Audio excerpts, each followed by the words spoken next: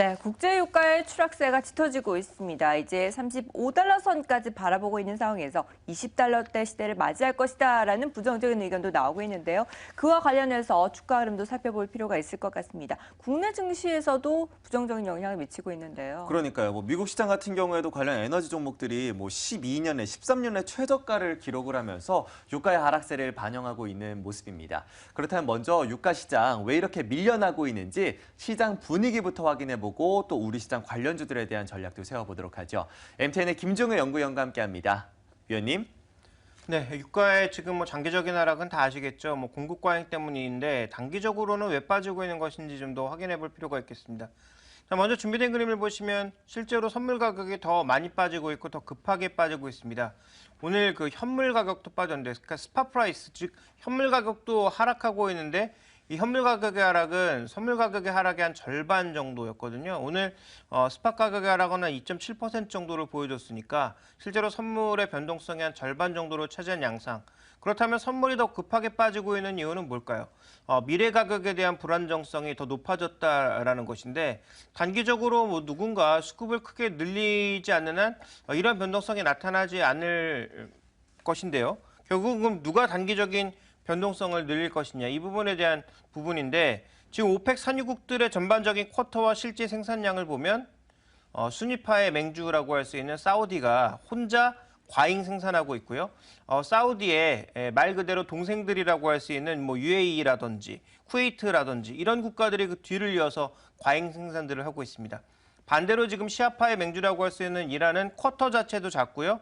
그다음에 생산을 그동안 못했기 때문에 추가 생산 여력이 많죠. 그러니까 이번 오펙 회의에서 당연히 이란은 불만을 크게 표시할 수밖에 없었고 실제로 이 사우디와 이렇게 대척하고 있는 국가들, 리비아라든지 이런 국가들도 전반적으로 지금 국가에 놓여 있던 여러 가지 산재한 악재들이 해소가 되면서 이제 생산량을 늘릴 것으로 예상이 되고 있습니다. 그래서 리비아도 정치적인 이슈가 해결되면서 추가적으로 증산할 걸로 얘기가 되고 있고 이라크도 전혀 줄일 생각이 없고 이란도 마찬가지라고 봐야 되겠죠. 그러니까 이쪽 국가들, 그러니까 상대적으로 쿼터를 늘리지 않았던 국가들이 쿼터를 늘릴 것으로 예상이 되고 있고요. 사우디 줄일 생각이 없고 베네수엘라 지금 국가가 망하기 일보 직전이니까 지금 석유를 지금 더 안 팔 수가 없는 상황인 거죠. 그래서 전체적으로 지금 상황을 보시면 베네수엘라는 이번에 정권이 바뀔 만큼의 위기를 겪고 있는 상황이니까 전체적으로 이 공급 과잉이 단기적으로는 이쪽에서 크게 늘어날 거다. 그리고 기존에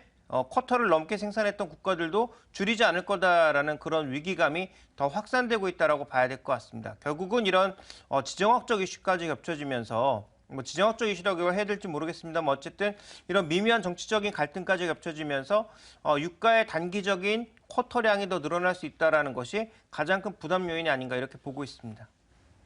네, 산유량 감산은 없고 공급 과잉 우려가 계속 이어지게 된다면 그렇다면 유가는 더 내려갈 수밖에 없는 상황인데요. 저점이 어디일지 언제쯤으로 바라보고 계시나요? 네, 일단 설문조사를 통해서 CNBC에서 조사한 부분을 보도록 하겠는데요. 먼저 준비된 표를 보시면 이 45% 정도가 내년 상반기가 저점이다라고 보고 있는 거죠. 그리고 30% 가까이는 이번 하반기에 저점을 찍을 것이다. 그러니까 거의 한 80% 정도의 사람들이 어떻게 보고 있냐면 올해 말에서 내년 초 정도에는 저점을 찍는다라고 보고 있는 것입니다. 근데 이 컨센서스가 맞을지 안 맞을지 모르겠지만 어쨌든 시장 컨센서스가 그렇다라는 얘기고요. 그렇다면 유가에 대한 저점은 우리가 이 정도쯤이다. 대부분 사람들이 그렇게 생각하고 있으니까 이 정도 즈음으로 보되 확신을 가지고 투자하시기보다는 확인이 필요한 구간이다라고 보고 있기 때문에 지금 여기에 대해서 우리가 확신을 가지고 이제 유가가 저점이 왔으니까 유가에 투자해보자 이런 생각보다는 확인이 필요하다. 그래서 저점을 찍고 올라가는 추세적인 확인을 하신 이후에 가시는 게 좀 좋을 것 같고요.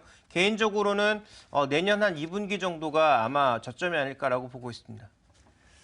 네, 그렇게 된다면 어쨌든 유가와 관련된 시장에 대한 판단도 좀 필요할 것 같습니다. 관련된 종목이나 업종들에 대한 판단도 필요할 것 같고요. 어떠한 마인드로 대응을 하는 게 좋을까요? 네, 일단 유가 관련 국가들의 경제가 흔들릴 수밖에 없다라고 봐야 될 것 같습니다. 베네수엘라 지금 굉장히 위기 상황이고요. 그다음에 러시아라든지 대부분 산유국들이 마찬가지고요. 사우디 국채 발행을 하고 올해는 추가 발행을 할 것이 거의 확실시되고 있는 상황이고요.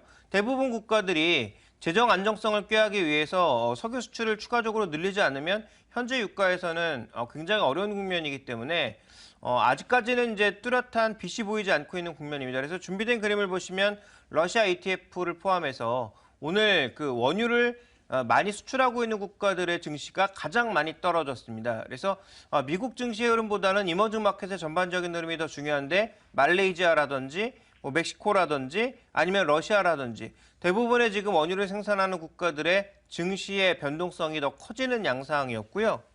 실제로 변동성 지수도 꿈틀거리면서 위쪽으로 다시 올라가기 위한 준비가 나타나고 있는 것으로 봤을 때 결국은 이런 이머징 국가, 위험 자산에 대한 변동성 확대 가능성은 우리가 좀 생각을 해봐야 될 것 같고 또 국내 증시에서 외국인들의 이탈, 오일머니의 이탈은 조금 전에 뉴스에서도 언급이 되었습니다만 추가적으로 나타날 개연성도 배제할 수가 없다라는 거죠. 우리나라에 들어와 있는 외국계 자금 중에서 뭐 다 아시겠지만 뭐 사우디 자금도 일부 있고요. 아부다비 투자청을 비롯한 이런 중동 쪽 자금들이 꽤 들어와 있는 상황이기 때문에 이들의 이탈이 나타난다면 전반적으로 우리 시장의 흔들림 혹은 상대적으로 다른 증시가 올라가는데도 못 올라가는 그런 상대적인 부진함은 좀 이어질 수 있지 않을까 이렇게 봐야 될 것 같습니다. 네, 중동 오일머니가 빠져나간다면 수급적인 측면의 부담감도 깊어질 수밖에 없는데요. 그렇다면 업종과 종목에 대한 선별적인 대응 전략도 제시해 주시죠. 네, 일단 뭐 준비된 그림을 보시면 미국의 에너지 기업들의 그 회사채 만기 물량이 내년부터 대부분 도래하고요. 그다음에 지금 CDS가 엄청나게 폭등하고 있는 현재 추이를 놓고 보게 되면 이들의 구조조정이 나타날 것은 뻔하다라는 거죠. 그런데 우리가 단기적으로 보면 이 구조조정을 당하는 회사는 당연히 어렵고 주가도 폭락하겠지만 이들이 사라지고 난 이후에 공급 과잉이 해소되거나 아니면 경쟁사들이 사라진 것들에 대한 반대급부도 생각을 해봐야 된다는 거죠. 다만 지금은 이렇게 구조조정으로 나가고 있는 거의 최절정기로 가고 있는 상황이기 때문에 뭐 쉽사리 이들 주가에 접근하긴 어려우나 미국의 에너지 기업들에 대해서도 서서히 좀 관심을 가져볼 필요가 있다. 왜냐하면 정말 정점을 찍고 좋아지기 시작하면 말 그대로 이제 V자형 반등이 나타날 수 있는 국면 아니겠습니까? 그래서 유가는 L자형 침체를 보인다고 하더라도 해당 종목군들의 주가는 정말 큰 기업 한두 개가 무너지고 나면 오히려 급반등을 할 수 있는 순간이 올 수도 있기 때문에 미국의 에너지 기업에 대한 투자도 우리가 좀 고민해 볼 필요가 있다. 다만 시기가 지금은 아니고 거의 최정점으로 달해가고 있다는 점에 무게를 두실 필요가 있겠고요. 그 다음 생각해 봐야 될 것은 글로벌 에너지 믹스가 변한다라는 거죠. 현재 구간에서 유가에 대한 영향력을 줄여가기 위해서 또 파리 기후협약과 관련된 여러 가지 요인들을 지켜나가기 위해서 장기적으로는 이런 신재생 에너지 기업들의 비중이 늘어날 수밖에 없다라는 거죠. 그런 의미에서 뭐 국내 하나케미칼을 비롯한 태양광주들에 대한 관심은 장기적으로는 여전히 필요하다라고 봐야 될 것 같고요. 최근 들어서 다시 한번 베스타스라든지 아니면 중국의 태양광 에너지 기업들의 이름들이 점점 외신에서 올라오고 있는 것도 발견이 되고 있습니다. 그래서 이런 부분들도 분명히 짚고 넘어갈 필요가 있겠다. 다만 단기적으로 올라갈 리가 없고 장기적으로 올라간다라는 측면에서 분할 매수의 관점에 접근이 필요하고요. 마지막으로 그럼 단기적으로 뭘 봐야 되느냐?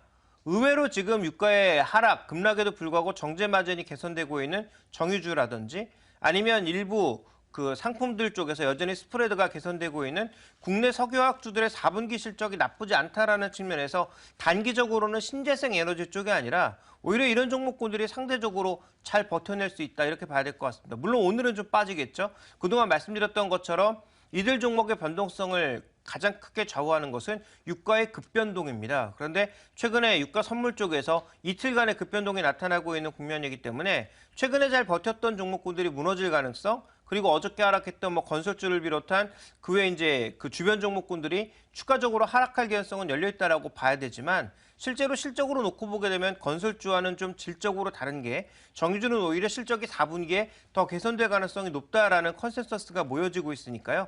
단기적인 투자 전략상에서는 오히려 정유주나 석유학주들의 일부 흐름이 상대적으로 좀 나아질 수 있다. 이렇게 보셔야 될 것 같습니다. 네, 그럼 이어서 이제 건설이나 조선업종으로 좀 눈을 돌려보도록 하죠. 저유가의 고착화 상황에서 이들의 실적도 매우 좋지 않은데요.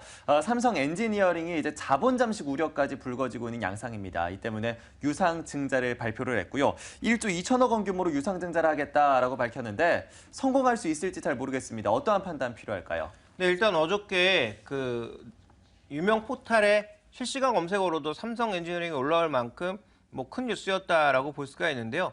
1조 2천억이라고 하면 이 종목의 지금 시가총액도 뛰어넘는 굉장히 큰 금액의 유상증자입니다. 그런데 이제 그동안 시장이 우려했던 것은 그런 금액의 유상증자를 과연 감당해낼 수 있느냐, 또 유상증자하면 끝이냐, 이런 요인들이 있었는데요. 이재용 부회장이 지금 3천억 규모로 실권주를 사겠다라고 한 상황이고요. 그다음에 삼성 SDI를 포함한 삼성물산 같은 이런 기존의 대주주 기업들은 자신의 지분 가치만큼만 투자하겠다라고 얘기하고 있거든요. 자, 그렇게 본다면 어느 정도 뒤에서 받쳐주고 있는 일종의 뒷배경이 있기 때문에 현재 구간의 유상증자는 어느 정도 성공적으로 마칠 가능성은 충분히 있다라고 봐야 됩니다. 그래서 주가도 뭐 일시적으로 살아날 개연성은 충분히 있다 이렇게 볼 수가 있겠지만 이 기업이 살아난다는 그 누구도 확신할 수 없을 것 같습니다. 왜냐하면 지금의 유가 상황이 별로 좋지가 않은 상황이고요. 삼성 엔지니어링이 신규 수주를 뭐 하고는 있습니다만 이런 신규 수주로 인해서 향후 수익성이 개선된다라는 것은 쉽게 예측하기가 어렵죠.